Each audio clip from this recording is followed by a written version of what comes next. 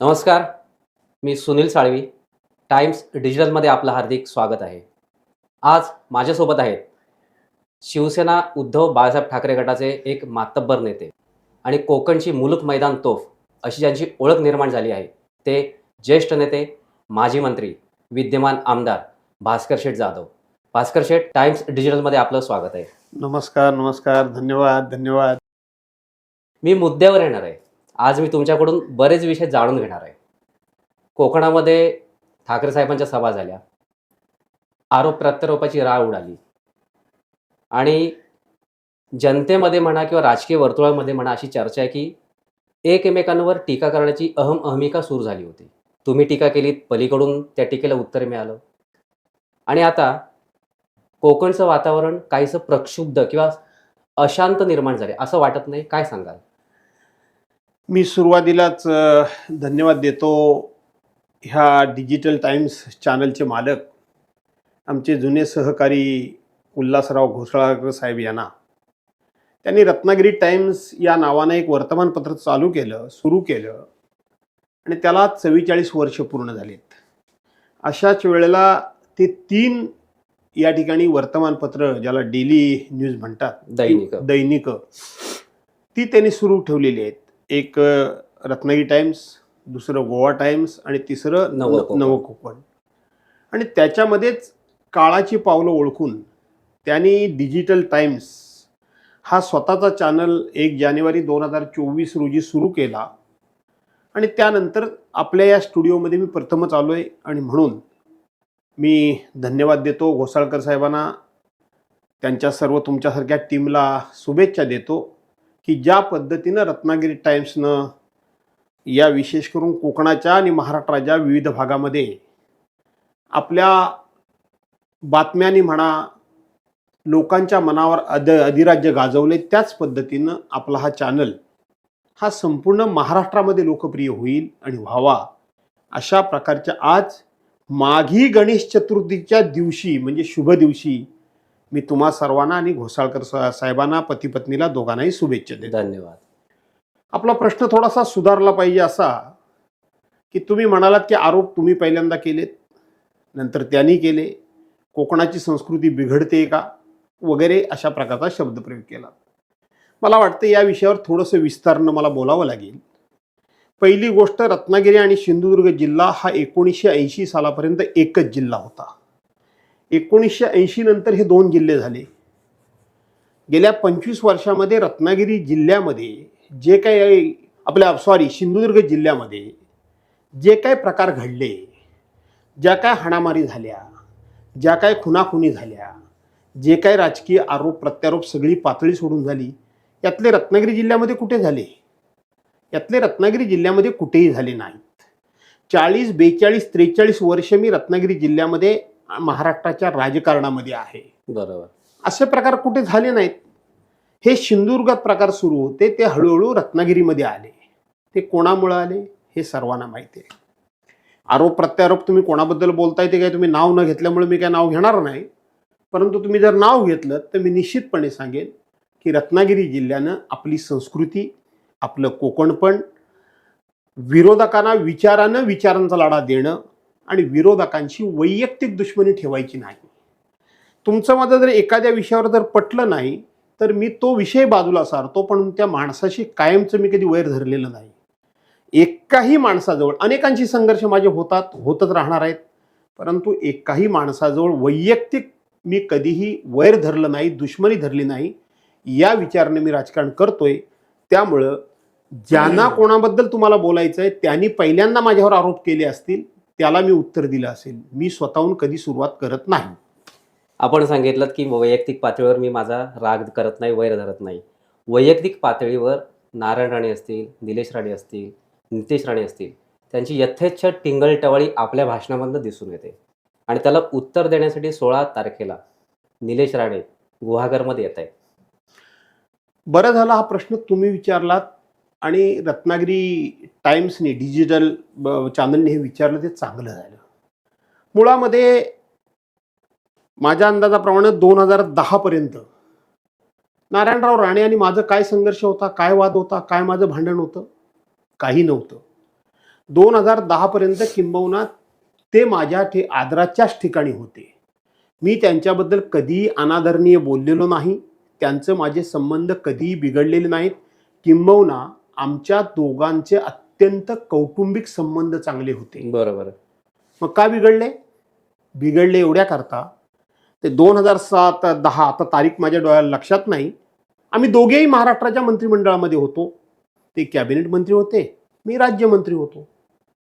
त्यांनी मंडणगडपासून एक रत्नागिरी जिल्ह्याचा दौरा सुरू केला. आपण दोघे एका कॅबिनेटमध्ये आहोत. तुमचे माझे संबंध चांगले आहेत. तुम्ही तुमचा पक्ष वाढवायला कोणी विरोध केलेला नाही. पण मंडणगडपासून तुम्ही सारख्या मला शिव्या द्यायला सुरुवात केलीत. माझ्यावर टीका आरोप नारायणरावांनी सुरुवात केली. सगळं रेकॉर्ड माझ्याकडे आहे. ठीक आहे, ते बोलले मी समजू शकतो. तुमच्याबरोबर तुमचा मुलगा निलेश राणे सुद्धा माझ्यावर वाटेल ते बोलू शकतो. एवढं सगळं झालं. त्याच्यानंतर ती दिवाळी होती. त्या दिवाळीमध्ये आमचे त्यावेळेला मी राष्ट्रवादी काँग्रेसमध्ये होतो. प्रांताध्यक्ष मधुकरराव पिचड होते. त्या मधुकरराव पिचडांनी सांगितलं, आता दिवाळी आहे, दिवाळी गोड करूया, मागचं सगळं विसरून जाऊया आणि नवीन सगळ्यांनी खेळीमेळीच्या वातावरणामध्ये वागूया. त्याच्यावर पडदा त्यांनी टाकण्याचा प्रयत्न केला. यांनी पुन्हा खेडपासून दौऱ्याला सुरुवात केली. नारायणराव राणे खेडवरून दापोली मार्गे ते फेरीबोटने ग्वागरमध्ये आले. एकही त्यांच्या पक्षाचा कार्यकर्ता त्यांच्या स्वागताला नव्हता. पण मी ते माझ्या मतदारसंघात येत आहेत म्हणून त्यावेळेला रामदास राणे माझ्याबरोबर होते. त्यांच्या नेतृत्वाखाली राष्ट्रवादी काँग्रेसची सगळी फौज ते फेरीबोटमधून जिथे उतरतात धोपाव्याला, त्या धोपाव्याला मी ग्वागर तालुक्यात सीमेवर त्यांच्या स्वागताला माणसं पाठवली. त्यांचं शाल श्रीफळ देऊन रितसर स्वागत केलं. माझ्या लोकांना मी सांगायला लावलं की भास्कररावांनी त्यांच्या मतदारसंघात येत आहेत म्हणून तुम्हाला हे शाल श्रीफळ दिलेलं आहे. तिथून ते तळीवर आले 15-20 मिनिटाचं रनिंग करून. तिथे त्यांनी शिव्या मला दिल्या.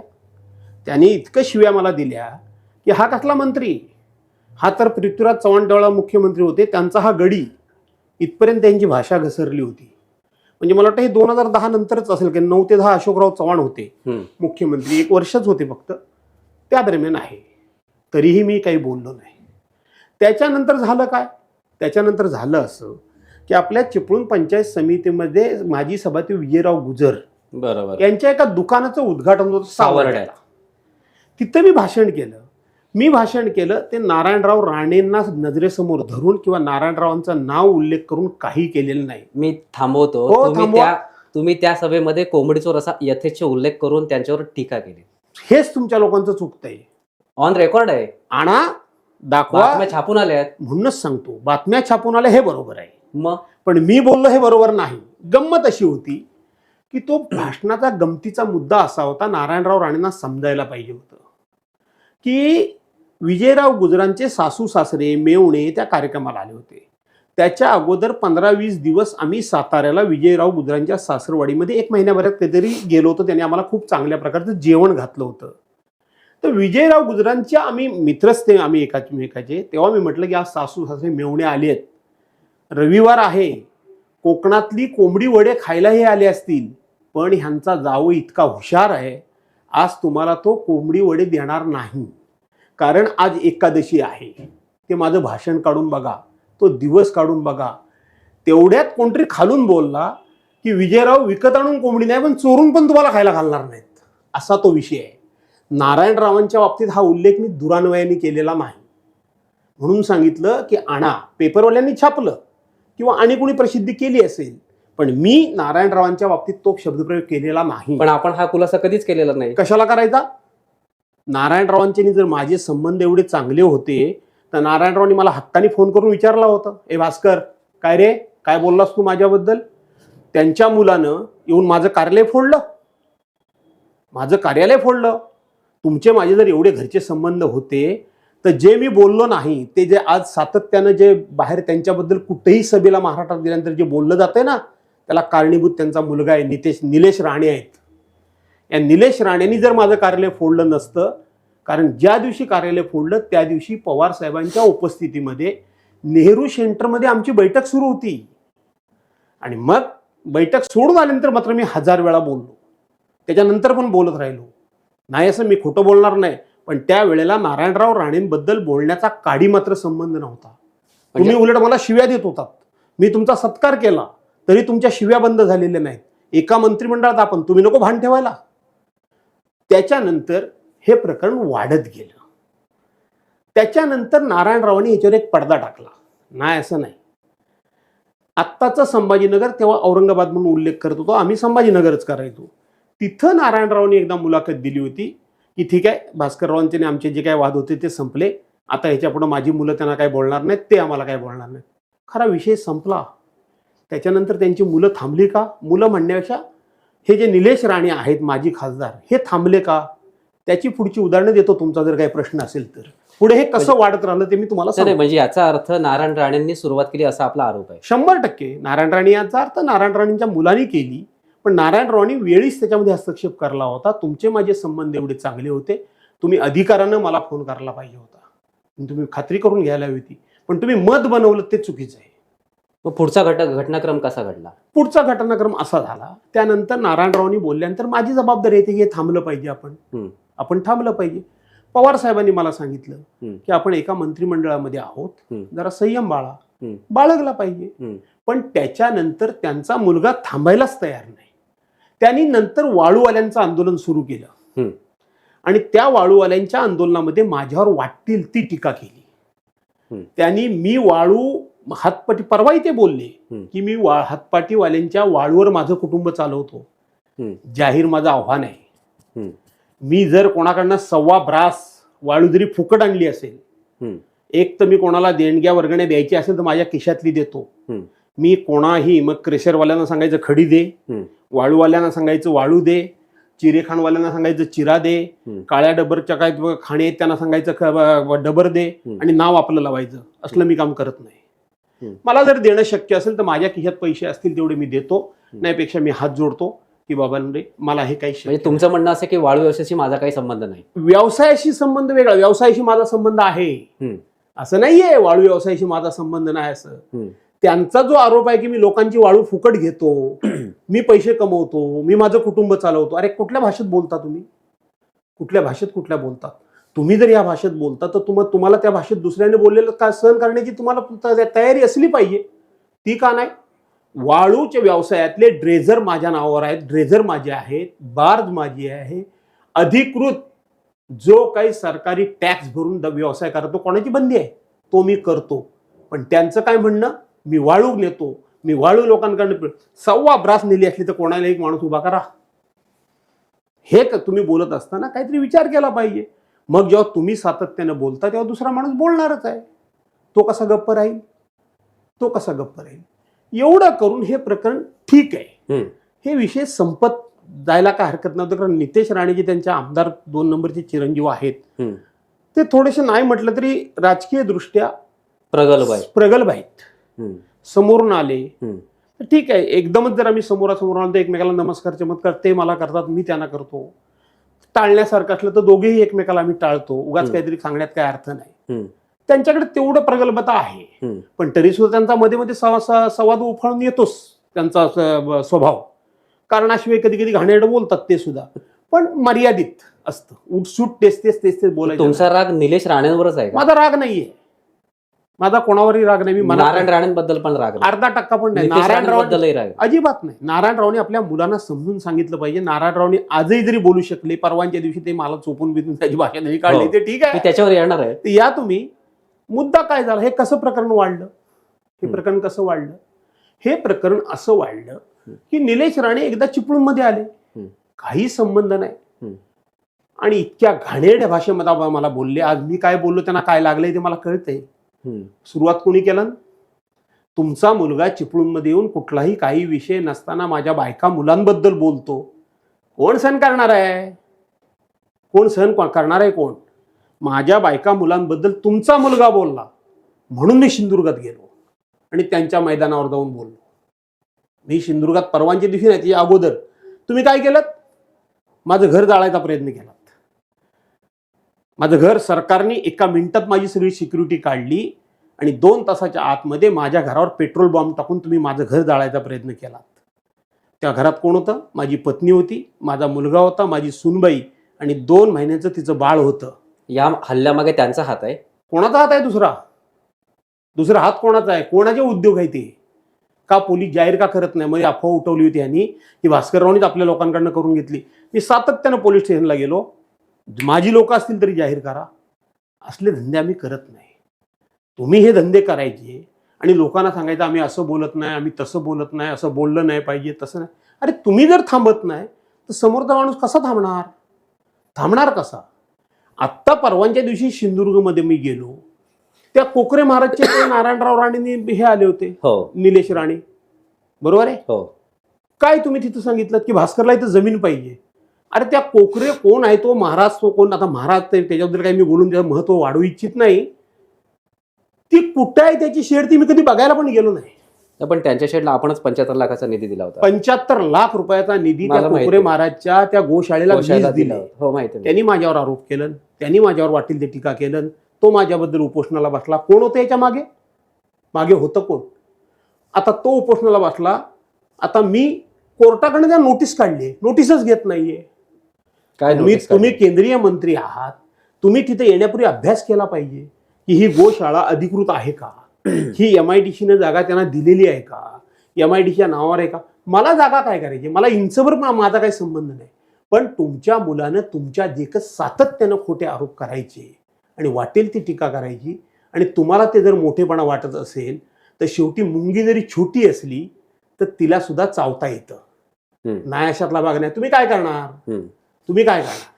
तुम्ही काय खुणाखुणी मारामारी करणार, दुसरं काय करणार? शेवटी माझ्या नशिबात जर मरण असेल तर ते चुकणार आहे का? म्हणून मी काय घाबरून घरी बसू का? मी घाबरून घरी बसणारा माणूस नाहीये. आणि कशा करता बसायचं? तुमचं असं आहे की तुम्ही कोणाबद्दलही काही बोलायचं आणि तुम्हाला कोणी उत्तर दिलं तर तुम्ही काय करायचं नाही. त्या चिपळूणच्या सभेमध्ये माझ्या वडिलांबद्दल हा काही बोलला निलेश राणे. अहो निलेश राणे, तुमच्या वडिलांच्या मध्ये आणि माझ्या वयामध्ये 3-4 वर्षाचा फरक असेल. बरोबर आहे. नारायणराव राणे काय माझ्यापेक्षा फार वयाने मोठे नाहीत. म्हणजे मी तुमच्या वडिलांच्या वयाचा आहे, तुम्ही माझ्यावर बोलता आणि माझ्या वडिलांवर पण बोलता. आज जे माझे वडील हयात नाहीत त्यांच्यावरही वाटेल ते तुम्ही बोलता, आणि ते आम्ही सहन करायचं काय? असं होणार नाही, मी आज सांगतो तुम्हाला. त्यामुळे व्यक्तिगत माझी कोणाशीही दुश्मनी नाही, मी दुश्मनी कोणाशी ठेवत नाही. त्या विषया पुरेसा माझा वाद असतो, यापेक्षा काही नाही. सुरुवात त्यांच्या मुलांनीच केलेली आहे आणि त्यांची मुलं त्यांना थांबवता येत नाहीयेत. मला असं वाटतं की नारायणरावांची मुलं नारायणरावांच्या हाताच्या बाहेर गेलेली दिसत आहेत. पण या सगळ्या घडामोडी संदर्भात किंवा या वादासंदर्भात नारायण राणेशी कधी सविस्तर बोलणं झालंय, जे आता तुम्ही म्हणणं मांडलंय? असं आहे की तसा काय गाठीबिटीचा कधी योग येत नाही, कधीच येत नाही. मला आठवतंय एका कोणाचं तरी लग्न होतं, त्या लग्नाकरता मी गेलो होतो, नाव मला तर आठवत नाही. हां, इथं पेडणेकर ज्वेलर्सवाले आहेत ना, त्यांच्या नातेवाईकांच्या लग्नामध्ये मी गेलो होतो. वहिनी आणि ते दोघे जण आले, नमस्कार चमत्कार केला. त्यांनी काय फार तिकडे लक्ष दिलं नाही, विषय संपला. त्याच्यानंतर मला वाटतं एकदा कुठंतरी अनावधानानं कुठल्या तरी कार्यक्रमामध्ये आम्ही समोर आलो होतो. वहिनींना मी हाक मारला, वहिनींनी हाक दिला, त्यांनी माझ्या मुलाबाळांची चौकशी केली, मी कशात वगैरे झालं, इतकंच. याच्यापेक्षा कधी चर्चा झाली नाही, कधी चर्चा झाली नाही. मीही कधी प्रयत्न केला नाही, त्यांना तर काही आवश्यकताच नसते. पण हा सिलसिला चालूच राहणार आहे? मला नाही वाटत हा सिलसिला चालू राहील. हा 16 तारखेला तर ते सभाच घेऊन उत्तर देत आहेत तुमच्या टीकेला. ते ठीक आहे हो. त्यांनी मला 2014 साली पण आव्हान दिलं होतं. काय दिलं होतं आव्हान? की मी गुहागरमधनं येऊन उभा राहीन, भास्कर जाधवला मी पाडेन. त्यांनी त्यांच्या माणसाला उभं केलं होतं. ते का नाही आले? त्यांच्या माणसाला मतं किती पडली माहिती आहेत ना? 3,000. मला मतं किती पडली? 79,000. 79,000 ते 3,000. असं आहे की त्यांनी यावं आणि त्यांनी बोलू नये असं कधी म्हणता येणार नाही मला. मी जेव्हा जाऊन बोलतो तेव्हा त्यांनी पण बोललं पाहिजे. पण त्यांचं कसं झालंय, त्यांनी फक्त बोलायचं आणि बाकीच्यांनी सहन करायचं. मग ते खोटं असलं तरी चालेल, खरं सुद्धा त्यांना ऐकून घ्यायची त्यांची तयारी नाही. ही परिस्थिती आहे. परंतु मी आता मला यानंतर अनेकांनी फोन करून सांगितलं, अनेक नेत्यांनी सांगितलं की भास्करराव, आज तुम्ही संपूर्ण महाराष्ट्रामध्ये इतक्या उंचीवर पोहोचलेले आहात आणि प्रत्येकजण भास्कर जाधव करतोय. आजच्या नंतर तुम्ही ह्यांच्यावर काही बोलू नका. त्यामुळे त्यांना 16 तारखेला जे काही बोलायचं ते बोलून देऊ देत. मी आजपासून त्यांच्या कुठल्याही वक्तव्याला काडीचं महत्त्व देणार नाही आणि उत्तर द्यायची मला आवश्यकता वाटत नाही. म्हणजे 16 तारखेच्या सभेनंतर तुम्ही त्यांच्यावर काही टीका करणार नाही, त्यांना तुम्ही प्रत्युत्तर देणार नाही? दखल सुद्धा घेणार तुम्ही नाही. विषय ड्रॉप केलेला आहे. दखल सुद्धा घेणार नाही. तुमच्याकडनं विषय तुम्ही थांबवलाय थोडक्यात, दखल असं म्हणायचं का? छे दखलच मी घेणार नाही. मी त्याला किंमतच देणार नाही हे म्हणायचंय मला. म्हणजे पुढच्या कुठल्याही सभांमध्ये त्यांचा उल्लेख नसणार आहे? अजिबात नाही. काय आहे की माझ्याकडे एक साधारणपणे पद्धत आहे. मग हे आधी का निर्णय घेतला नाही तुम्ही? असं आहे की मी सांगितलं की त्यांचे माझे गेले कित्येक वर्षांचे संबंध होते. आमचे कुठल्याही विषयावरून संबंध बिघडलेले नाहीत. त्यांनी परवाच्या दिवशी काय सांगितलं की पहिल्या निवडणुकीमध्ये म्हणजे 1995 साली बाळासाहेबांनी मला पहिलं तिकीट दिलं. त्यावेळेला भास्कर जाधवला मी 15 लाख त्यांनी रुपये दिले. जाहीर आरोप केलाय तुमच्यावर तेच सांगतो, भास्कर जाधवला 15 लाख रुपये दिले. आणि ते पैसे देण्याची दानत नाहीये. मी काही जास्त सांगत नाही. पण नारायणरावांना माझी तिकीट त्यांनी दिलं खरं आहे का? 100% ते माझ्या बाजूला उभे होते. हा, तिकीट बाळासाहेबांनी मला दिलं. बाळासाहेबांचा तुमच्यासाठी राणेंनी शब्द टाकला नव्हता? राणे माझ्या बाजूला उभे होते. राणे माझ्या पाठीमागच उभे होते. हम्म. मी नाही म्हणणार नाही. हम्म. नारायणराव राणे त्यावेळेला माझ्या पाठीमागे उभे होते. त्यांच्यामुळे तुम्हाला तिकीट मिळालं? असं नाही. बाळासाहेबांनी बापूसाहेबांना तिकीट द्यायचं नाही हे अगोदरच ठरवलेलं होतं. त्याच्या अगोदर 1.5-2 वर्षे फार मोठ्या घडामोडी घडल्या होत्या. बरोबर आहे. त्यामुळे तुम्ही एकदमच अग्रेसिव्ह झाला होता त्यावेळी. नारायणराव नव्हते त्याच्यामध्ये. परंतु शेवटच्या टप्प्यामध्ये निर्णायक क्षणी मला तिकीट मिळावं याच्याकरता नारायणराव राणे खंबीरपणे माझ्या पाठीशी उभे होते. दत्ताजी साळवी, कैलासवासी, नारायणराव राणे ही माणसं माझ्या पाठीशी उभी होती. स्वतः साहेबांचीच इच्छा होती मला मिळावी. त्यामुळे ते माझ्या पाठीशी उभे नव्हते असं मी आजही म्हणणार नाही, तेव्हाही म्हटलं नाही, उद्याही म्हणणार नाही. पहिली गोष्ट. पण ते जे म्हणतात ना, मी भास्कर जाधवला 15 लाख रुपये दिले, आता ते बोलतात. पण मी आता फार हा विषय वाढवू इच्छित नाही. मी एवढंच सांगतो, त्यांनी जरी मला 15 रुपये दिले असतील आणि मी मागितले असतील तरी मी 15 लाख रुपये परत देईन. पण त्याच्याकरता दोघांनाही एका ठिकाणी प्रमाण करावं लागेल एवढंच सांगतो. म्हणजे त्यांनी केलेला आरोप तथ्यही नाही? मी नारायणराव मला काही बोलले, किती आरोप केले तरी मी तसं काही फार नारायणरावांच्या प्रत्येक गोष्टीला मी उत्तर देणार नाही. पण तुम्ही तर त्यांची यथेचे टिंगल-टवाळी करता. केसाचं पीक वाढलंय, असं झालंय, तसं झालंय, यथेचे टिंगल-टवाळीच केली तुम्ही. तुमच्या देखत तुमची मुलं माझ्याबद्दल बोलतात, त्यांना थांबवायचं कोणी? माझी मुलं बोलतात का? तुमच्याबद्दल बोलत नाही, तुमच्या मुलांबद्दल बोलत नाही, राजकारणातल्या कुठल्याही माणसाबद्दल माझी मुलं एवढं वाईट बोलत नाही. तुमचा मुलगा माझ्या बायका मुलांबद्दल काय काय बोलतो ते नारायणरावांनी एकदा क्लिप काढून बघाव्यात. स्वतःच्या मुलांचं कर्तृत्व कोण सहन करेल? मी नारायणरावांचा मान राखतो. याचा अर्थ असा नाही की तुमच्या मुलांनी तुमच्या देखत माझा अपमान करावा. माझ्या बायका मुलांना वाटेल ते बोलावं, माझ्या आई वडिलांना वाटेल ते बोलावं. हे संस्कार आहेत तुमचे, ही संस्कृती आहे तुमची. तुम्ही प्रत्येकाला दम देणार म्हणजे करणार काय? प्रत्येकाला मारून टाकणार आणि प्रत्येकजण मरणाला घाबरतो असं वाटतं तुम्हाला? मी नारायणरावांची आजही इज्जत करतो. नारायणरावांनीच आपल्या पोरांना सांगितलं पाहिजे, अरे माझ्या वयाचाच तो माणूस आहे, मी काय ते बोलेन, आपोआप वाद थांबतील. स्वतः काही बोलायचं नाही आणि मुलांनी बोललेलं गप्प मात्र त्याच्यात मात्र खाली हसत राहायचं आणि वरती म्हणायचं की माझ्यावर त्यांनी बोलता कामा नये. असं कसं होईल? असं कसं होईल? टीकेला प्रत्युत्तर मग दिलं जाईल. मी ह्याच्या पुढे नाही जाणार, ह्याच्या पुढे नाही. उत्तर सोडून टाकलं मी त्यांचा विषय. तुम्ही टाइम्सच्या व्यासपीठावरून हे डिक्लेअर केलेलं आहे डिक्लेअर करतो की दखल घेणार नाही. बेदखल करून टाकतो त्यांना मी. काहीही बोलावं माझ्या विरोधात, काही टीका करावी, कुठलेही आरोप काय करावे. शिल्लक ठेवलंय त्यांनी? माझ्या हयात नसलेल्या आई वडिलांच्या बद्दल बोलले, माझ्या बायका मुलांबद्दल बोलले, माझ्याबद्दल बोलले. काय ठेवलंय काय शिल्लक त्यांनी बोलायचं? मी त्यांच्या आई वडिलांबद्दल बोललो? मी राणींच्या आई वडिलांबद्दल बोललो? माझी मुलं तुमच्याबद्दल बोलली का? कशामध्ये? माझी पत्नी कुठे असते का याच्यामध्ये? तुम्ही नको का तुमच्या मुलांना हे रोखायला? का तुमचे संस्कार जे आहेत का? मुलं सांगतात आमच्या वडिलांनी आम्हाला मोकळीक दिली, ही मोकळीक दिली आहे का? असं नाही सुनील साळवी. शेवटी मी सांगितलं असं, ठीक आहे तुम्ही सगळ्यांना समर्थ असाल, पण याचा अर्थ आमचा स्वाभिमान, आमचा मान सन्मान, आमचा आत्मा आमचा म्हणजे स्वतःच काही सन्मान आहे की नाही? सेल्फ रिस्पेक्ट असतो, असायला पाहिजे का नाही? तुमच्या देखत तुमची मुलं कशी बोलू शकतात? हा माझा मुद्दा आहे. तुमच्याकडून विषय संपलेला आहे, बेदखल झालेला आहे. कोकणातल्या राजकारणावर येऊया. राजकारणात बेरजेचं राजकारण केलं जातं, तुम्हालाही माहिती आहे. गेल्या 30-35 वर्षापासून, 40 वर्षापासून तुम्ही आहात. नारायण राणे झाले, नितेश राणे झाले, निलेश राणे झाले, रामदास कदम झाले, उदय सामंत झाले, आता शेखर निकम, या सगळ्यांवर तुम्ही तुटूनच पडताय. असं नाही आहे, ही अपरिहार्यता आहे. शेखर निकमांच्या विरोधात मी काही बोलावं याची मला खरी आवश्यकता नाही आहे, हे मी कबूलच करतो. परंतु म्हणजे शेखर अनावश्यक बोललात परवाच्या भाषणामध्ये. नाही, आवश्यकच होतं ते. ह्याच्यापेक्षा जास्त बोललं पाहिजे. जशा निवडणुका जास्त येतील ना, ती निवडणुकीपुरतीच हे भाषा आहे. हा, yes. टीका. वैयक्तिक माझे वैयक्तिक कोणाशी दुश्मनी नाही. मी त्या दिवशी शेखर निकमांच्यावर बोलताना काय बोललो काय हा गोडबोले माणूस आहे. शेखर निकम जर तिकडे गेले नसते तर किमान 1,00,000 मतांनी निवडून आले असते. म्हणजे वादाचा मुद्दा कुठे येतो की तुम्ही तिकडे गेलात.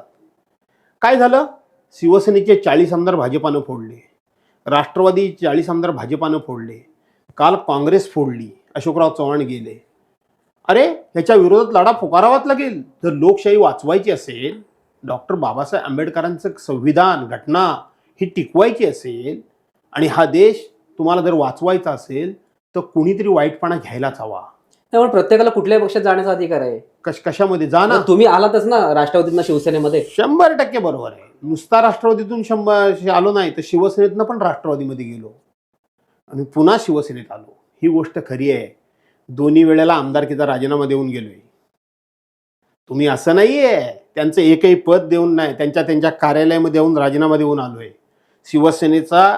शिवसेना सोडताना शिवसेनेच्या कार्यालयात जाऊन त्यांच्या सगळ्या सदस्यत्वापासून आमदारकीचा राजीनामा देऊन त्यांची मासिक वर्गणी फी भरून त्याची पोच घेऊन मी बाहेर पडलोय. तेच राष्ट्रवादी काँग्रेसमध्ये मी केलंय.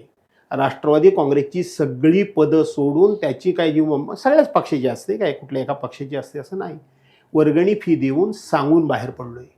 तुम्ही आमदारक्या ठेवल्यात ह्यांच्या आणि जाता तिकडं.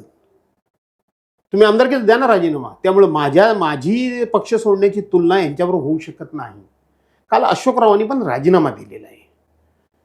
तुम्ही जे म्हणताय ना कोणाला तुम्ही सांगता की ते 1,00,000पेक्षा जास्त मतांनी निवडून दिले, हो. तो नंतरचा विषय आहे ना. मग जा ना, त्यांना अधिकार आहे तो. हो, मग द्या ना, आमदारकीचा राजीनामा द्या ना आणि जा. बिघडलं कुठं? कोणी काय तुम्हाला विचारणार नाही. त्यांनी आमदारकीचा राजीनामा नाही दिला, हा तुमचा मुख्य मुद्दा आहे. हा एकट्याने नव्हे, जे गेले त्यांच्याबद्दलचा मुद्दा आहे तो. त्यातला तो एक घटक आहे. एकटे शेखर निकम आहेत त्यांनी असं नाही. सांगितलं विकास कामांसाठी मी जातोय. बरोबर आहे. आतापर्यंत जे आमदार झाले त्यांनी विकास कामं केलीच नाहीत, फक्त आताच विकास कामं होत आहेत. अहो, काय सांगताय शेखर सर तुम्ही?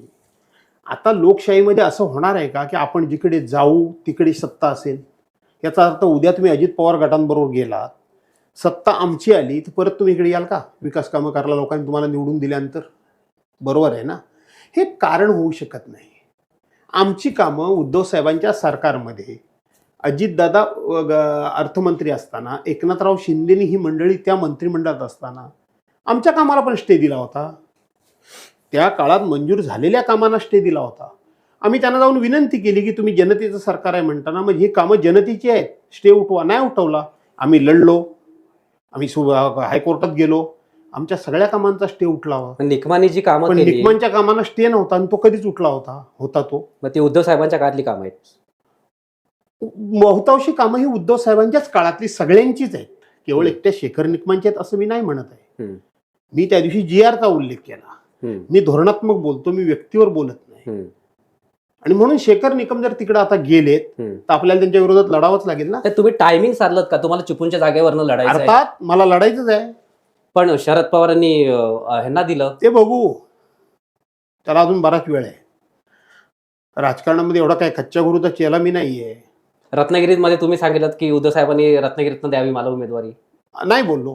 किंवा तुमची इच्छा आहे तशी? रत्नागिरीचा तुम्ही लवकर उमेदवार जाहीर करा असं मी बोलतो. तुमची इच्छा आहे का तशी?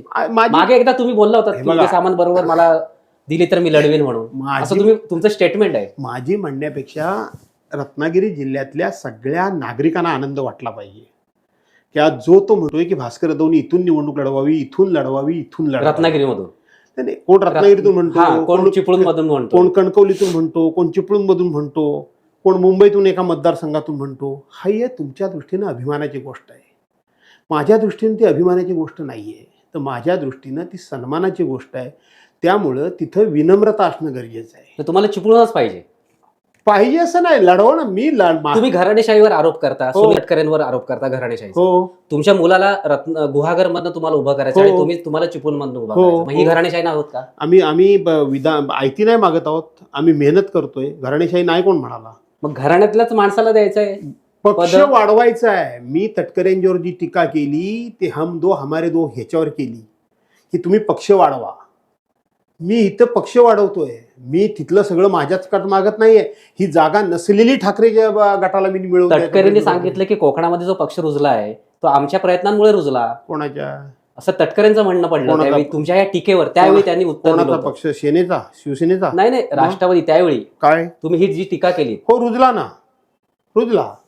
मी राष्ट्रवादीत नसताना रत्नागिरी जिल्ह्यात तटकरेंनी किती जागा निवडून आणल्या? तुम्हाला आता ते जाऊ दे. तुम्हाला प्रवेशासाठी तटकरेंनी प्रयत्न केला राष्ट्रवादीमध्ये. कुणी? तटकरेंनी काही संबंध नाही. तुमच्या शिलेदारांना दिल्लीत घेऊन गेले, पहिली गोष्ट, शिलेंदारांना मीच गेलो होतो. पवार साहेबांना भेटायला. मीच गेलो होतो.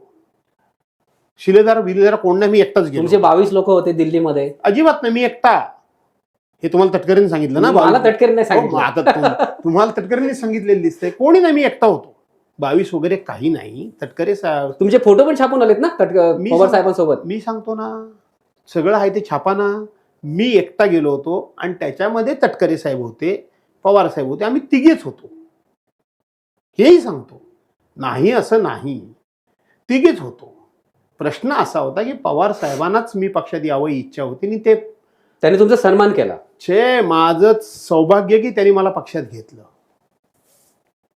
नुसता सन्मान नाही, माझं सौभाग्य की त्या मोठ्या मनाच्या माणसानं मला पक्षात घेतलं, मला पक्षाचा सरचिटणीस केलं, मला प्रदेशाध्यक्ष दिलं, विधान परिषद दिली, मंत्रिपद नंतर दिलं. मला विधानसभा दिली, नंतर मला प्रदेशाध्यक्ष केलं, मला राज्यमंत्री केलं, मला कॅबिनेट मंत्री पण त्या माणसाने केलं.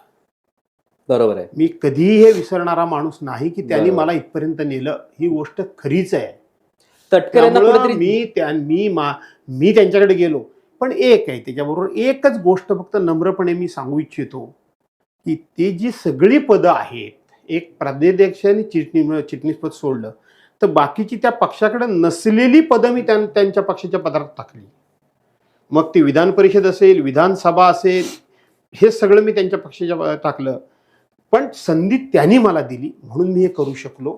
त्यामुळे त्यांचे माझ्यावर अनंत उपकार आहेत. घराणेशाहीचा विषय अर्धवट राहिला ना. नाही ना, घराणेशाहीचं घराणेशाहीचं मी तटकरेंमुळे पक्ष वाढला हा तुमचा मुद्दा होता. हा, बरोबर आहे. सांगितलं ना की आम्ही पक्ष हो, वाढवला. मग रायगडमध्ये काय झालं? किती आता तटकरेंमुळे किती आमदार निवडून आले? शेकापची ताकद आहे ना तिथे. अरे हो, आले किती? तुमची ताकद कधी वाढणार? आमच्या इथं पण सेनेची होती. मी राष्ट्रवादीत होतो तेव्हा पुरा जिल्हा सेनेचाच होता, भाजपाचाच होता.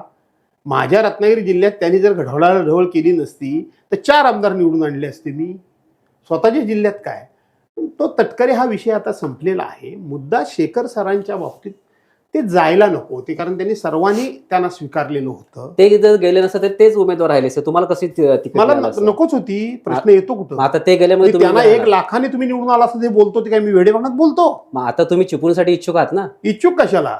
मग मी लढणारच आहात. मी पवार साहेबांना भेटून अगोदरच परवानगी मिळवलेली आहे, तुमच्या त्यांनी माहिती करता सांगतो. आणि उद्धव साहेबांना पण कानावर घातलेलं आहे. म्हणजे असं कन्फर्म मानायचं का की गुहागर मधून विक्रांत आणि चिपळूण मधून भास्कर जाधव? नाही, त्याला अजून वेळ आहे. या सगळ्या गोष्टीला 8-10 महिने वेळ आहे. राजकारणामध्ये बऱ्याच उलथापालथी होणार आहेत, ही वेळ नाही. परंतु जेव्हा चिपळूणमध्ये मी आवाज टाकला तेव्हा मी पवार साहेबांची परवानगी घेऊनच, आशीर्वाद घेऊनच टाकला, एवढंच तुम्हाला सांगतो. पक्षश्रेष्ठीने तुम्हाला रत्नागिरीमधून उदय सामंतांच्या विरोधात सांगितलं लढा आणि मुलाला सांगितलं गुहागरमधनं आम्ही देतो. आहे तयारी आज तुमची? पक्षश्रेष्ठींनी सांगितलं तिथून मी लढेन, परंतु शेवटच्याच नाही. किमान 6 महिने 8 महिने जसं गुहागरची तुम्ही तयारी केली होती त्यावेळी विनय नातूंच्या ह्याला. असं सोपं मागून नाही, घेतलं होतं. सोपं नाही. विधान परिषद असतानाच तुम्ही ते तो घेतलं. भाजपचा मतदारसंघ होता. बरोबर. एका बाजूला रामदास कदम होते, दुसऱ्या बाजूला विनय नातू होते, आणि तिथं राष्ट्रवादीचं असं अस्तित्व नगण्य होतं, बरोबर. काही नव्हतं. तुम्ही आधीपासून 1.5-2 वर्षापासून मशागत करत होता. त्यामुळं आपला मतदारसंघ सोडून दुसऱ्याच्या मतदारसंघात जायचं असेल तर शेवटी त्यांची पण ताकद असणारच आहे ना. बरोबर. तिथे जाऊन तुम्हाला वेळीच मेहनत करायला पाहिजे. सोपं नाहीये ते, सोपं नाहीये. परंतु हे विकास कामं वगैरे जे काय म्हणतात ना, हा विषय सोडून द्या, एवढंच सांगतो मी तुम्हाला. विकास कामं काय याच्यापूर्वी सुद्धा अनेकांनी केलेलीच आहेत, काय नाही अशातला काही भाग नाही आहे.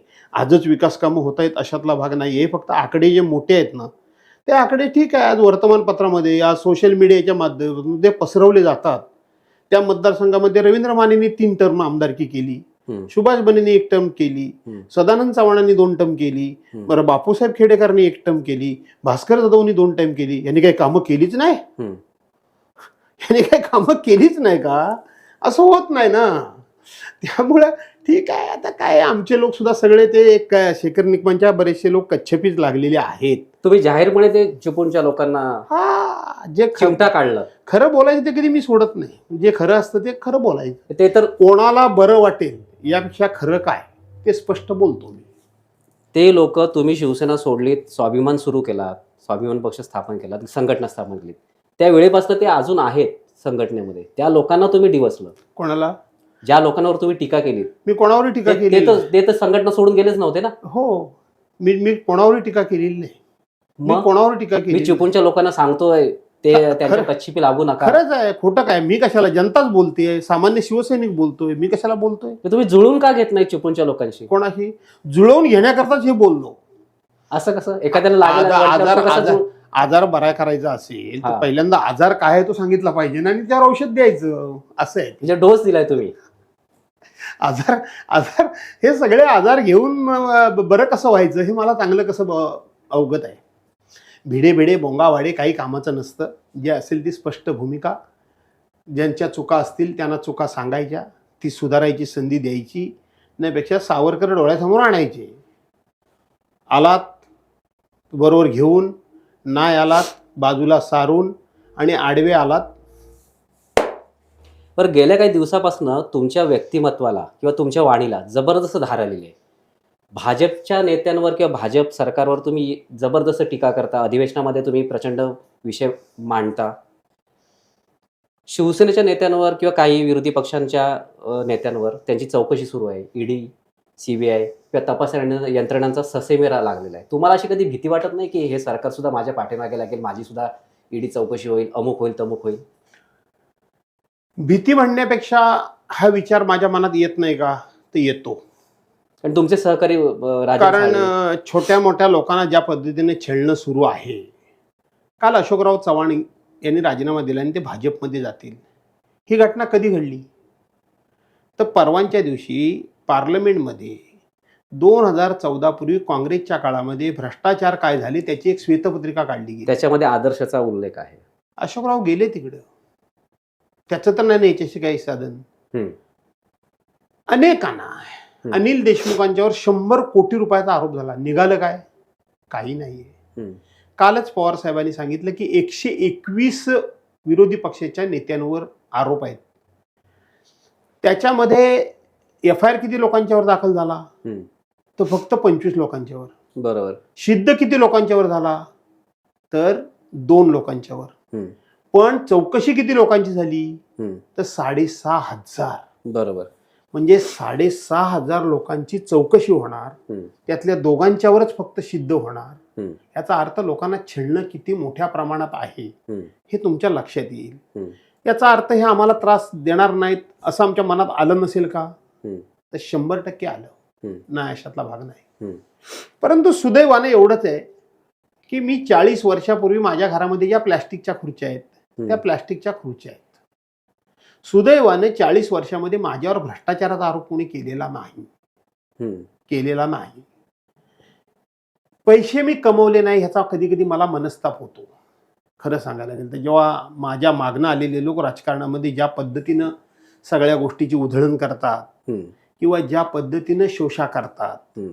ज्या पद्धतीनं प्रॉपर्ट्या उभ्या करतायत, तुमच्या मुलाच्या लग्नामध्ये तुम्ही जो विषय केला होता, सांगतो ना ज्या पद्धतीनं प्रॉपर्ट्या उभ्या करतायत, हे बघितल्यानंतर अरे आपण इतकी वर्ष राजकारणात राहिलो, एवढ्या पदावर गेलो, आपण काय केलं, आपण मुलांकरता काय केलं, असा कधी कधी विचार मनात येतो. येत नाही असला मीही माणूस आहे, येतो. पण कधी कधी असं वाटतं की नियतीनेच ती व्यवस्था करून ठेवलेली होती की पुढे त्रास होऊ नये. त्यापेक्षा आज मला ह्याने बाहेर ठेवलं असतं का? बाहेर येवाना ठेवलं नसतं मला. आता अन्याय करायचाच ठरवला तर ते करू शकतात, त्याबद्दल काय नाही.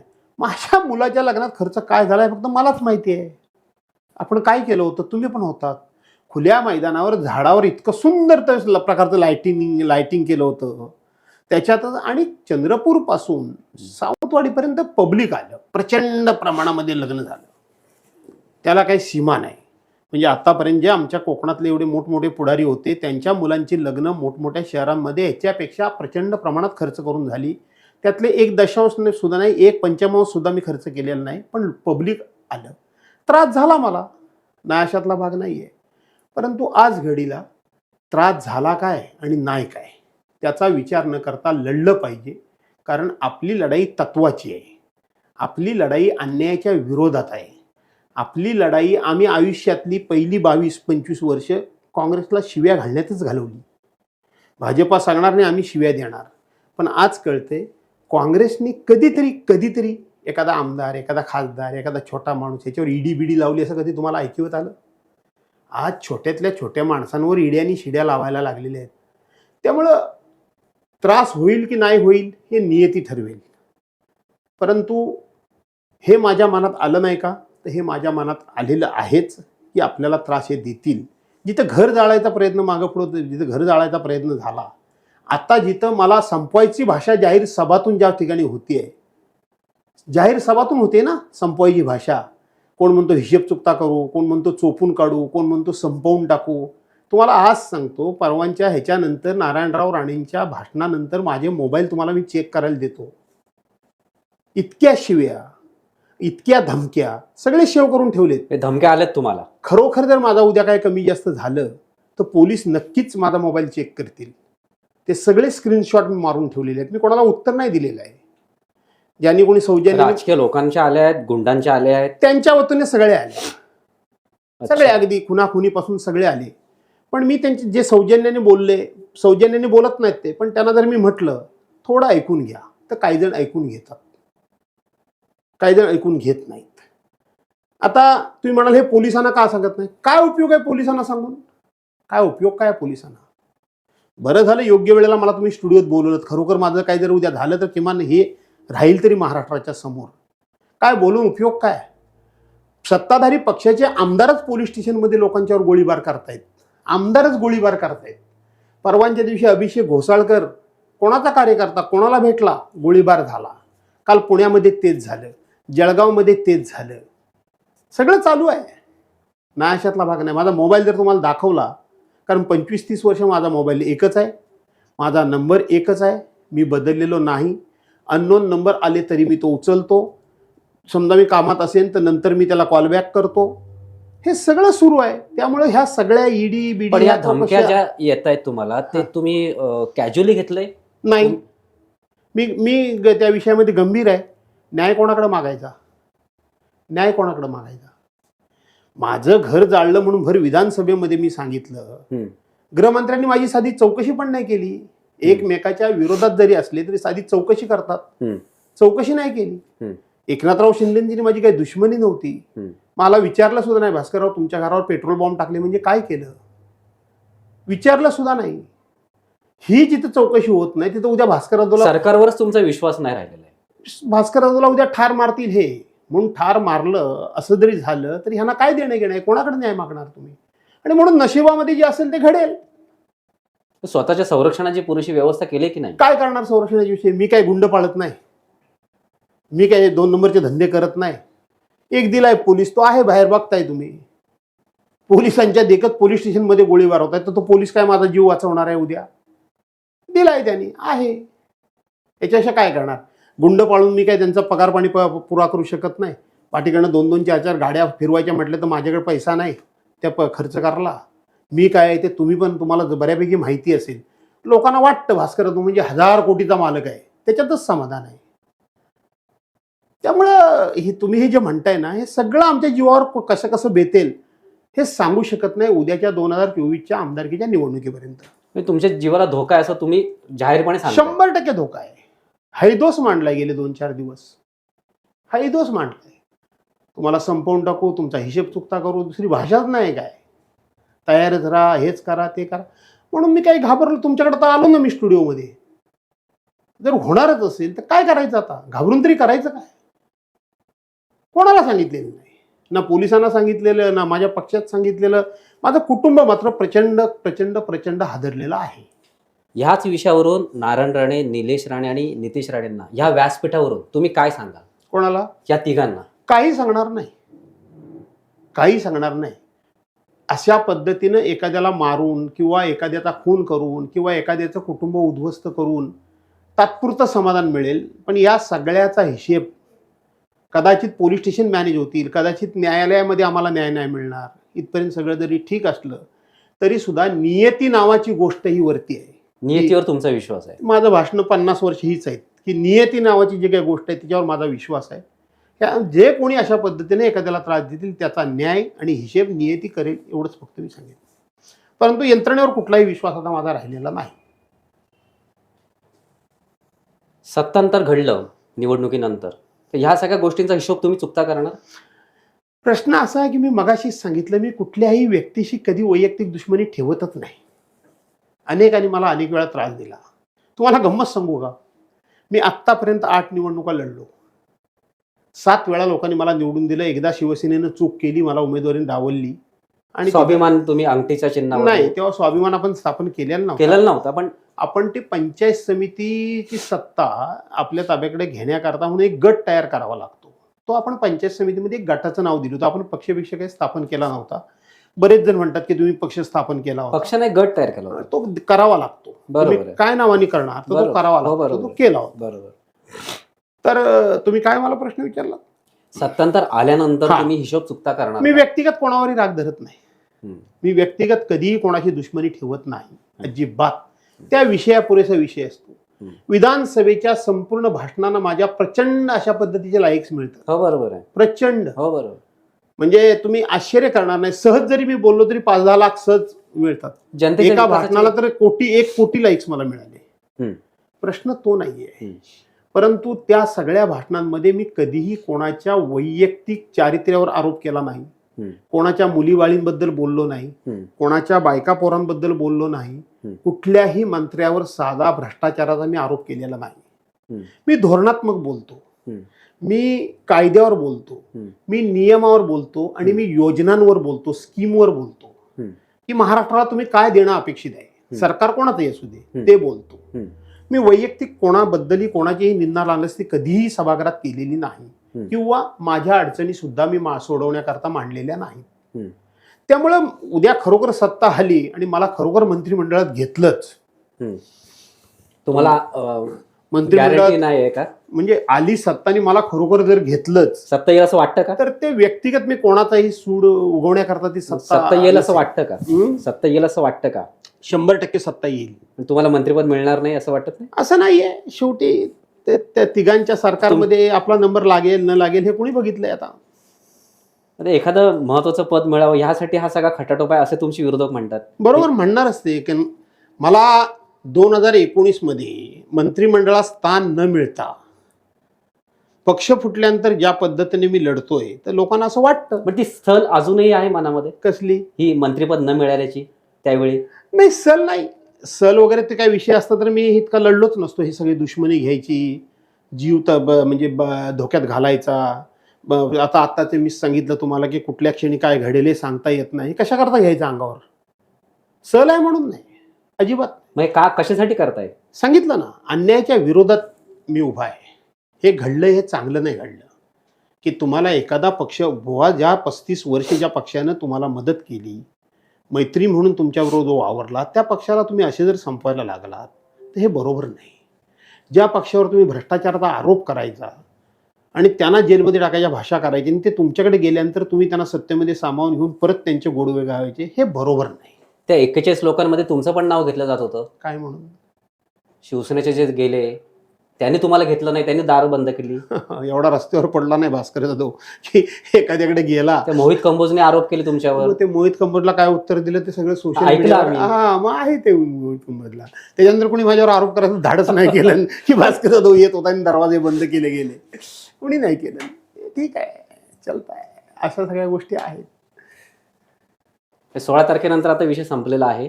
आता विकासात्मक राजकारण तुम्ही करणार. विकासात्मक राजकारण करणार. माझं थोडंसं एकनाथराव शिंदेना हे सांगणं आहे. म्हणजे आता असं आहे की एकनाथराव शिंदे 3 ते 4 वेळा काहीतरी रत्नागिरी जिल्ह्यात जाऊन आले हो, मंत्री झाल्यानंतर. काय दिलं रत्नागिरी जिल्ह्याला? दिलं काय एकनाथरावांनी? ते म्हणजे शासन आपल्या दारी कार्यक्रमाला गेले, एकदा पक्षप्रवेशाकरता गेले, परवा राजापूरला गेले आणि 1-2 वेळा त्यांचं वैयक्तिक काहीतरी नात्या गोत्यामध्ये काही घटना घडल्या होत्या म्हणून ते गेले. तो विषय वेगळा. दिलं काय तुम्ही कोकणाला? काही दिलं नाही. एक काजू बोर्ड स्थापन करायची घोषणा केली, पण त्याला अजून काही मूर्त स्वरूप आलेलं नाही. एक तुम्ही कोकणाला एक चांगला रस्ता देणार म्हणून सांगता, त्या रस्त्याचा पत्ताच नाही. आता ते नावच कोण घेत नाही. पण ते तुमच्या कार्यकाळात ग्रीन सुद्धा कॉरिडॉर. तो रस्ता पूर्ण नाही झाला, मुंबई गोवा महामार्ग. नाही, त्याच्यापेक्षा वेगळा रस्ता तो करतो म्हणून त्यांनी जाहीर केलं. आमच्या कार्यकाळात नाहीच झाला. आधी मुळात 12 वर्षे तो रखडलाय. आमचा कार्यकाळ झाला 12 वर्ष कुठं होता? आमचा झालाच नाही रस्ता. साफ खोट आहे. आणि अजून मी तुम्हाला सांगू का, आत्तापर्यंत प्रत्येकानं डिसेंबर ही तारखा दिलेली आहे. प्रत्येक वर्षाचा डिसेंबरच त्यांना का दिसतो मला माहित नाही. हा रस्ता म्हणजे काय आहे? हा रस्ता म्हणजे नवीन केलेला रस्ता नाहीये. आहे त्या रस्त्याचं फक्त रुंदीकरण आहे, वाइंडिंग आहे. हो, बरोबर आहे. प्रत्येक वेळी मुंबई गोवा रस्ता म्हटलं जातं. बरोबर आहे. 3च गोष्टी केल्यात. एक कशेडीमध्ये बोगदा टाकलाय 2.2 किलोमीटरचा, माणगावला बायपास देत आहेत आणि वडकळला थोडासा बायपास देतात. ह्याच्यापेक्षा या रस्त्यामध्ये काही नवीन नाही. सगळी अलाइनमेंट जुनीच आहे. DPR इतका भंगार केलेला आहे तर न बोलण्याच्या पलीकडे आहे. पण तो होतच नाहीये रस्ता. आणि म्हणून हा रस्ताच मुळात ह्यांना करायचा आहे की नाही करायचा. आत्ता तुम्हाला मी सांगतो, कुठेही रस्त्यावर साधं काम सुद्धा सुरू नाहीये. रायगड जिल्ह्यामध्ये रस्त्यावर तुम्हाला एक JCB कुठे दिसणार नाही. तटकरीने दौरा केला होता काम सुरू करण्यासाठी. सगळे सांगतात दौरा सगळेच करतात. बाकीच्या एरियामध्ये सुद्धा कुठेतरी एखादा JCB, कुठेतरी एखादा फॉकलँड असं फक्त चालू आहे. काही रस्त्याला असं दिवस रात्र काम केल्याशिवाय तो रस्ता होऊ शकत नाही. त्यामुळे कुठला डिसेंबर त्याचा एकदा साल विचारायची गरज आहे. प्रत्येक वेळी येत्या डिसेंबरमध्ये सगळे म्हणतात. त्यामुळे तो रस्ताच झाला नाही. तुम्हाला असं वाटतं का की कोकणच्या विकासासाठी सर्व लोकप्रतिनिधींनी एकत्र आलं पाहिजे आणि आवाज उठवला पाहिजे? असं आहे की ज्यावेळेला सभागृहामध्ये हे विषय जास्त मीच मांडण्याचा प्रयत्न करतो, त्यावेळेला सगळ्या सभागृहातल्या सगळ्या पक्षाच्या सदस्यांना त्याच्यामध्ये ओढून घेण्यामध्ये आपण यशस्वी होतो. मी स्वतः गडकरी साहेबांना 3 ते 4 वेळा या विषयाकरता जाऊन भेटलो. ना अशातला भाग नाही. पत्रकारांनी पण आंदोलनं केली, जनतेनं आंदोलनं केली. तो ओवेसी पेचकर नावाचा ओवेसी नाही, OS पेचकर नावाचा, त्याने अनेक वेळेला हा विषय हायकोर्टात नेला. सगळं खोटं हायकोर्टासमोर ठेवतं. तिथं काय करणार आम्ही तर हतबल आहोत या विषयामध्ये. हतबल आहोत. पण एकत्र आलं पाहिजे का? आलं तर पाहिजेच. परंतु आहे प्रत्येकजण आपापल्या परीने मांडतोय, मांडत नाही अशातला भाग नाहीये. परंतु आज केंद्रामध्ये जे मंत्री आहेत किंवा सत्ताधारी पक्षाचे लोक आहेत त्यांनी ज्या आक्रमकपणे विषय मांडायला पाहिजे त्या पद्धतीनं मांडलं जात नाही, एवढं बाकी नक्की. केंद्रामध्ये बिलकुल सत्ताधारी पक्षाचे बोललेले मला तरी आठवत नाहीत. एक शेवटचा प्रश्न विचारून आपण ही मुलाखत थांबूया. राज्य पातळीवर काम करताना कोकणचा कशा पद्धतीने विकास झाला पाहिजे, काय सांगाल? तुमचं काय विजन आहे? माझं विजन असं आहे की कोकणाच्या विकासाचं सूत्र हे माजी मुख्यमंत्री कैलासवासी अंतुले साहेबांनी खऱ्या अर्थानं मांडलं होतं. बॅरिस्टर अंतुले साहेबांनी मांडलं होतं. त्याचा पाठपुरावा जरी झाला असता तरी कोकणाचा विकास खऱ्या अर्थानं झाला असता. तो काही झाला नाही. त्याच्यानंतर खरं आपलं विधिमंडळ जर सांगितलं तर 1936 साली अस्तित्वात आलं. त्याच्यानंतर पूर्णपणे कोकणाच्या विकासावर सभागृहामध्ये कधीच चर्चा झालेली नव्हती. इतर भागाची चर्चा असेल, त्यात कधीतरी कोणतरी कोकणाचा प्रश्न मांडायचा. परंतु मी स्वतः आणि कैलासवासी गुरुनाथजी कुलकर्णी मीच पुढाकार घेतला. ते त्यांचं एक वजन होतं. त्यावेळेला आम्ही पहिल्यांदा विधान परिषदेमध्ये कोकण या विषयावर पहिल्यांदा चर्चा घडवली. त्यावेळेला कैलासवासी विलासराव देशमुख हे मुख्यमंत्री होते. विलासराव देशमुखांनी त्याला उत्तर द्यायला जवळजवळ 15-20 दिवस काढले. खरे 7 दिवसच मी नेहमी म्हणत असतो, पण ते 15-20 दिवस काढले. जेव्हा ते सभागृहामध्ये उत्तर द्यायला आले तेव्हा ते म्हणाले, भास्करराव की आम्ही विदर्भातला विषय निघू दे, मराठवाड्यातला विषय निघू दे, पश्चिम महाराष्ट्रातला विषय, आमचं सगळं तोंडपाठ आहे. त्यात फक्त नवीन फिगर टाकायच्या की तो ऊस तोच, कापूस तोच, माते सगळं बोलायचं. कोकणाची कधी चर्चाच झालेली नाही. त्यामुळे कोकणाचा एकत्रितपणे डाटाच नाही की तुम्हाला आम्ही उत्तर द्यावं. पण तुमच्या लोकांच्या भाषणातून आज आणि विशेष करून तुमच्या भाषणातून असं विलासरावांनी सांगितलं. आज कोकणाचा एक डाटा तयार झालाय आणि मग त्यांनी त्याच्यावर काही मुद्दे मांडले.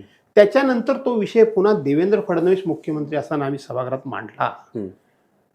जे काही ठराविक मुद्दे मांडले त्याच्यामध्ये माझी सातत्यानं मागणी आहे की तुम्ही कोकणाला एक 10 वर्षाकरता 20 वर्षाकरता 20,000 कोटी रुपयाचं कर्ज द्या, आम्हाला अनुदान देऊ नका. जो बॅकलॉग आहे तो कसला बॅकलॉग आणि कसलं काय? पश्चिम महाराष्ट्रा बरोबर तुम्हाला जोडलंय, मुंबई बरोबर तुम्हाला जोडलंय, बॅकलॉग दिसणार कुठे तुमचा? कोकण डिव्हिजन हे मुंबईपासून आहे. बरोबर आहे. वैधानिक विकास महामंडळ हे उत्तर महाराष्ट्रासह पश्चिम महाराष्ट्रासह कोकण आहे. बरोबर आहे. तिकडं तो एरिया जेवढा डेव्हलप झालाय त्याचा इंडेक्स काढला जातो, त्याच्यामध्ये कोकणाचा बॅकलॉग दिसतच नाही. बरोबर आहे. कोकणाचा वेगळा बॅकलॉग काढला जात नाही. बरोबर. त्या संपूर्ण डिव्हिजनचा किंवा त्या वैधानिक महामंडळामध्ये येणाऱ्या सगळ्या एरियाचा काढला जातो. ते तसं दिसत नाही. ठीक आहे आपलं, परंतु त्याच्यामध्ये आपल्या कोकणाकरता म्हणून जे 4 मुद्दे मी मांडलेत, एक फिशरीज, पर्यटन, फळबागा आणि पर्यटनाला पोषक अशा प्रकारचं इन्फ्रास्ट्रक्चर. शेती हा विषय आता फार मागे पडलेला आहे खरं सांगायला गेलं तर. आपल्याकडे औषधी वनस्पती मोठ्या प्रमाणामध्ये आहेत. अशा 4 गोष्टींवर जर आपल्याला 20,000 रुपये मिळाले तर आपला 20,000 कोटी 20,000 कोटी रुपये जर मिळाले तर आपला कोकण हा डॉलर भूमी आहे. बरोबर. परकीय चलन मोठ्या प्रमाणात देशाला मिळवून देतो, आंब्याच्या माध्यमातून, मच्छीच्या माध्यमातून, पर्यटनाच्या माध्यमातून. परंतु तो विषय होतच नाही, त्याचा कोणी पुढाकार घेतच नाही. हा मोठा प्रश्न निर्माण झालाय. त्यामुळे कोकणाचा विकास करायचा असेल तर बघू कोकणाचं भाग्य कधी उजाडते, पण कोकण हा महाराष्ट्राचा अर्थकरण सांभाळेल एवढी कोकणामध्ये क्षमता आहे, पोटेन्शियल आहे. आजच्या मुलाखतीमध्ये भास्कररावांनी बरेच विषय मनमोकळेपणे मांडले आणि एक मुद्दा त्यांनी स्पष्टपणे सांगितला की नारायण राणेच्या मुलांनी किंवा नारायण राणेंनी ह्याच्यापुढे जी काही टीका केली, माझ्यावर काही आरोप केले, त्या कुठल्याही आरोपाला मी उत्तर देणार नाही, मी त्यांची दखल घेणार नाही आणि माझ्याकडून हा विषय बेदखल झालेला आहे. त्याचप्रमाणे त्यांनी दुसरा विषय असा मांडला की चिपळूणमधून मी निवडणूक लढवणार हा त्यांचा निर्धार त्यांनी या ठिकाणी व्यक्त केलेला आहे. त्याचप्रमाणे विकासाचं राजकारण मला करायचं आहे असंही त्यांनी सांगितलं आहे. भास्करराव, सविस्तर सगळ्या प्रश्नांना उत्तर दिलेली आहेत. टाइम्स डिजिटलकडून आपलं धन्यवाद. मी तुम्हालाही धन्यवाद देतो की पहिल्यांदा मला आपण ही संधी आपल्या टाइम्स डिजिटलमध्ये मिळवून दिली. माझी पुढच्या काळातली एक विनंती आहे, जर काही आहे अशी व्यवस्थित परिस्थिती राहिली, काही धोका झाला नाही तर आपण पुढच्या वेळेला आपल्या चॅनलच्या माध्यमातून आपल्या कोकणाच्या, विशेष करून घोसाळकर साहेबांना कोकणाच्या विकासाची खूप मोठी आस्था आहे, या चॅनलचे मालक. बरोबर आहे. तर आपण आपल्या ह्या माध्यमातून सातत्याने विकासाचे मुद्दे मांडू, महाराष्ट्राचा विषय पण मांडू आणि सरकारचं लक्ष वेधून घेऊ. सरकार कोणाचंही असू द्या, मी सरकारमध्ये असू द्या अगर नसू दे, माझी भूमिका कधी बदलत नाही, बदलणार नाही. जे खरं आहे ते बोलायला मी कधी डगमगत नाही, कोणाला बरं वाटतं म्हणून बोलायचं असा माझा स्वभाव नाही. आणि म्हणून अशी तुम्ही पुन्हा पुन्हा आम्हाला संधी द्यावी अशा प्रकारची विनंती करतो. खूप चांगल्या प्रकारची चर्चा झाली, पुन्हा एकदा चर्चा व्हावी अशी अपेक्षा करून आजच्या दिवशी शुभेच्छा देऊन थांबतो. धन्यवाद. ही मुलाखत आपल्याला कशी वाटली? आवडल्यास नक्कीच लाईक करा, शेअर करा आणि सबस्क्राईब करायला विसरू नका. पाहत राहा टाइम्स डिजिटल. धन्यवाद.